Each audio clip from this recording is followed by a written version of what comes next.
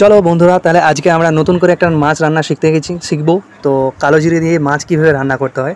তো প্রথমেই আমরা দেখি যে মা অলরেডি তেল ঢেলে রেখে দিয়েছেন কড়াইতে।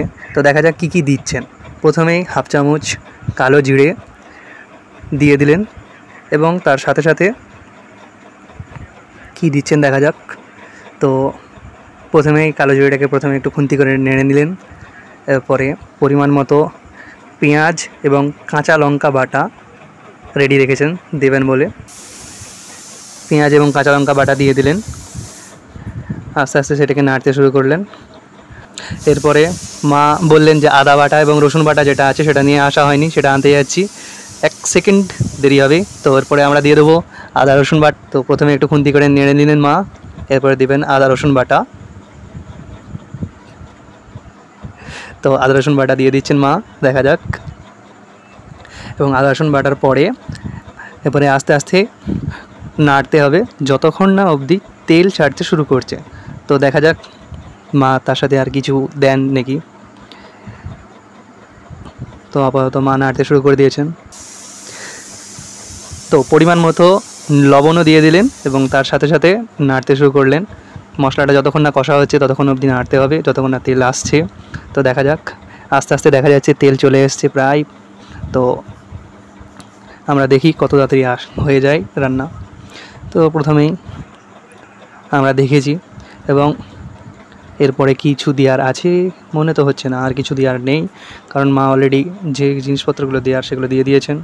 আস্তে আস্তে এবার মশলাটি কষতে শুরু করেছেন। তো দেখতে পাচ্ছি আমরা সবাই যে মশলাতে প্রায় তেল হয়ে এসেছে। তো এরপরে কি করা যায় সেটা দেখে নিই মায়ের কাছ থেকে। তো আমরা দেখতে পাচ্ছি কত সুন্দরভাবে তেল চলে এসছে। এরপরে মা দিয়ে দিলেন পরিমাণ মতো জল। তো জল দিয়ে নাড়তে শুরু করলেন। তো পরিমাণ মতো যতটা পরিমাণ তোমাদের লাগবে বা আপনাদের লাগবে ততটা জল দিয়ে দেবেন। এবং সাথে সাথে যে মাছটা আমাদের ছিল সেই মাছটা প্রথমে আমরা হলুদ মাখিয়ে আসলে জলে ধুয়ে হলুদ মাখিয়ে রেখেছিলাম। তো সেই মাছ এবারে দিয়ে দেব। তো প্রথমে আমরা মাছগুলো একবার দেখে নিই কীরকম মাছ আছে। বড় বড় মাছ, পুকুরের মাছ, বুঝতেই পারছেন। তো মাছগুলো আমরা প্রথমে দেখে নিই, দেখতেই পাচ্ছেন মাছগুলো। এরপরে সেই মাছগুলো আমরা দিয়ে দেব মশলাটির ওপরে। তো দেখতে পাচ্ছেন বেশি না, 4 পিস মাত্র মাছ আছে। তো 4 পিস মাছ আমরা দিয়ে দিলাম এবং মাছগুলোকে একটু নেড়ে চেড়ে ঠিকঠাক করে দিয়ে একটি ঢাকনা দিয়ে ঢেকে রেখে দেবো কিছুক্ষণের জন্য। তো ঢাকনা, এই যে ঢাকনা কোথায় গেল, এই তো ঢাকনা দেওয়া হয়ে গেল।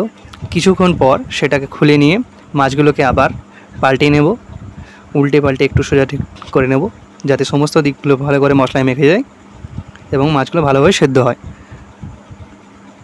তো দেখতেই পাচ্ছি মা প্রথমে সবকটাকে ঠিক করে দিচ্ছেন।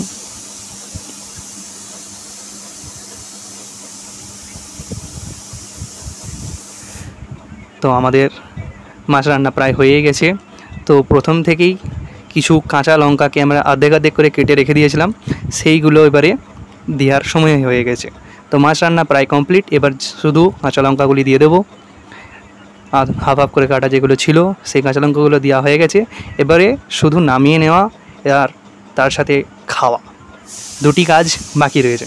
তো আমরা দেখতেই পাচ্ছি প্রথমে কাঁচা লঙ্কাগুলো একটু নেড়ে নেড়ে ভেতরের দিকে ঢুকিয়ে দিচ্ছেন যাতে ওই কাঁচা লঙ্কার স্বাদটা ঝোলের মধ্যে মিশে যায়। তো মাছ রান্না প্রায় কমপ্লিট। এবার সেই মাছ রান্না আমরা নামিয়ে নেব। তো বন্ধুরা, মাছ রান্না কমপ্লিট হয়ে গেছে। তো আমরা এবারে খেতে যাচ্ছি। তো সবাই লাইক, কমেন্ট, সাবস্ক্রাইব সবাই করে দেবেন, সাথে শেয়ারও করে দেবেন। তো ধন্যবাদ। আমরা খেয়ে নিই, আপনারা বাড়িতে করবেন এবং খাওয়ার পরে কমেন্টে জানাবেন কেমন লাগলো। ধন্যবাদ।